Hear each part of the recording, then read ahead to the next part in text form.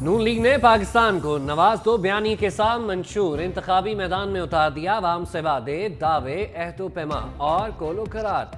नैब का खात्मा, पार्लियामेंट की बालादस्ती, 5 साल में 1 करोड़ नौकरियां देने और महंगाई कम करने का ऐलान। नून लीग की मंशूर कमेटी के चेयरमैन सेनेटर इरफान सदीकी ने नवाज शरीफ की मौजूदगी में पार्टी मंशूर का ऐलान किया। आर्टिकल 62 और 63 को असल शक्ल में बहाल किया जाएगा। 2025 तक महंगाई में 10% कमी, जबकि गुर्बत में 25% कमी टारगेट। 5 साल में बिजली के बिल्स में 30% तक कमी लाने और सरहदों के पार अमन का पैगाम देने का अज़्म। अदालती इस्लाहात का भी वादा। मुकदमात का फैसला 1 साल के अंदर किया जाएगा। अदालती, कानूनी, पंचायत सिस्टम और तनाज़ात के तसीफे के मुतबादिल निज़ाम होगा। छोटे किसानों को सूद से पाक कर्जों की फराहमी।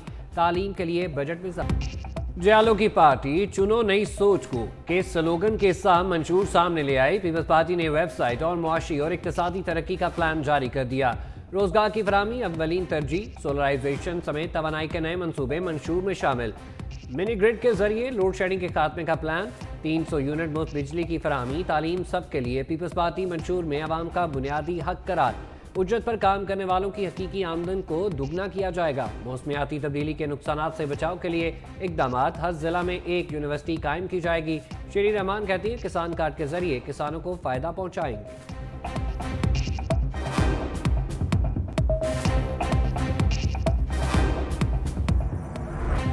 नवाज शरीफ ने माजी में ना जाने का कहकर गिले शिकवों की पटारी खोल दी।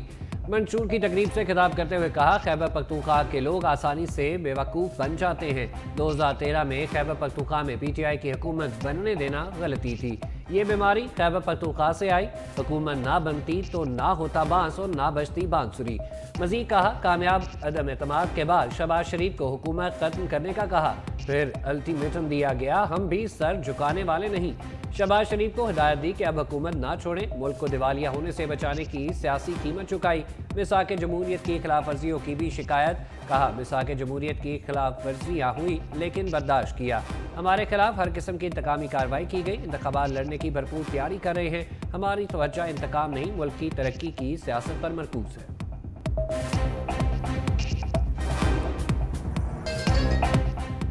बिलावल के कप्तान के होम ग्राउंड पर लफ्जी चौके छक्के। पेशावर जलसे में खिताब करते हुए कहा, खान साहब कहते थे सबको जेल में डालूंगा, आज खुद जेल में है। कहता था एनआरओ नहीं दूंगा, आज कहता है सबसे बात करने के लिए तैयार हूँ। वो बात करने पर तैयार है मगर आज उससे कोई बात करने को तैयार नहीं। मुखालिफिन की बहनों बेटियों को जेल में डालना बेनज़ीर की सियासत नहीं।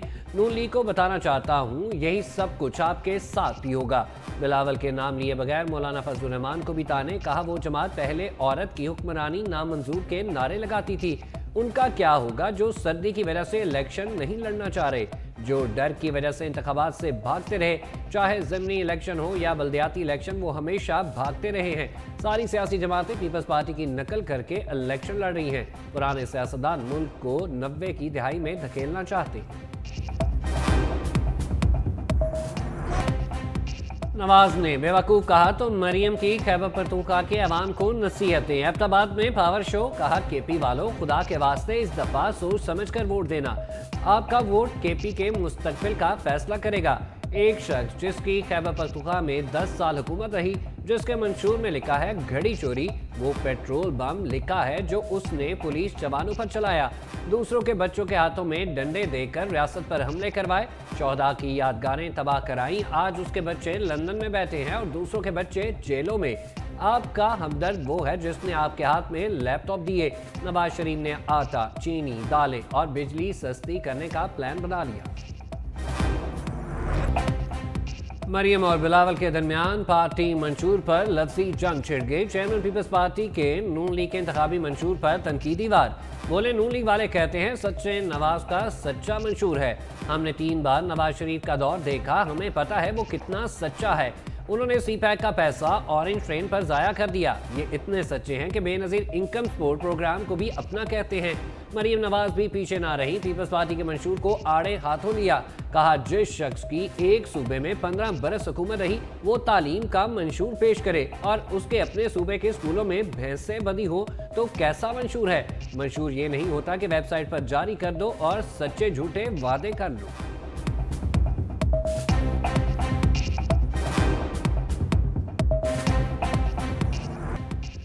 بلاول کا نواز شریف کو چیلنج، شہباز شریف کو قبول۔ لیاقت میں راولپنڈی میں جلسے میں بولے کہ کل کسی نے کہا وہ نواز شریف سے مناظرہ کرنا چاہتا ہے، کہتا ہوں اپنے صوبے میں بلاؤ، اپنے ترقیاتی کام لے کر آؤ، پھر مناظرہ بھی ہوگا اور موازنہ بھی کریں گے۔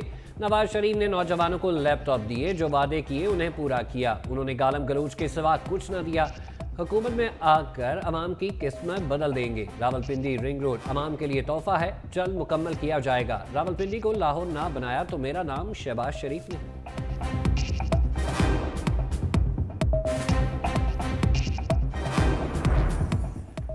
کپتان اور نائب کپتان کی لیول پلینگ فیلڈ پر اعتراضات۔ اڈیالہ جیل میں میڈیا سے گفتگو کرتے ہوئے بانی تحریک انصاف نے کہا سب جھوٹ بول رہے ہیں، میرا ٹرائل روزانہ کی بنیاد پر چل رہا ہے، نواز شریف کو ریلیف مل رہا ہے۔ نجم سیٹھی نے کہا 5 فروری سے قبل فیصلہ اور مجھے سزا ہو جائے گی۔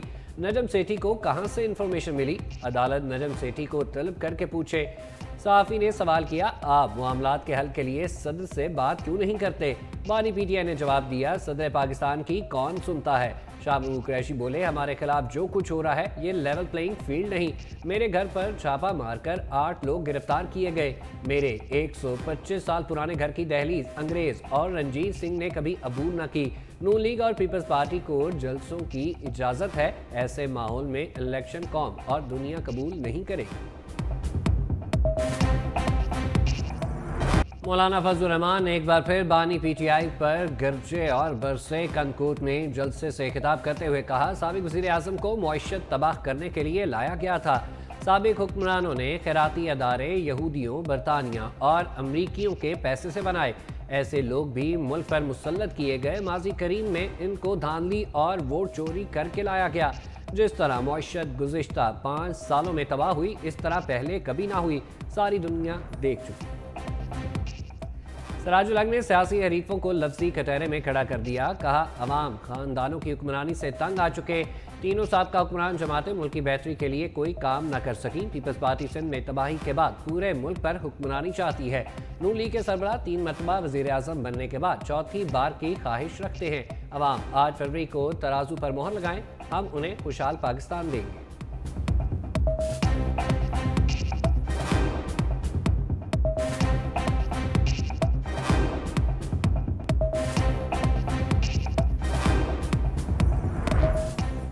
جہانگیر ترین مفاہمت کی سیاست کرنے لگے۔ لودھنا ڈسٹرکٹ بار سے خطاب کرتے ہوئے سربراہ استحکام پاکستان پارٹی نے کہا سابقہ حکمرانوں نے تھانہ کچہری کی سیاست کو فروغ دیا، ہم نے روایتی سیاست کا خاتمہ کر کے لوگوں کو انصاف دلانا ہے، ہمارا اصل مقصد پاکستان کو سنوارنا ہے، اپنے رفقا اور اتحادیوں سے مل کر اگلے 5 سال ملک کی حالت بدل دیں گے، باہر کے لوگ ہماری ترقی دیکھنے آئیں گے۔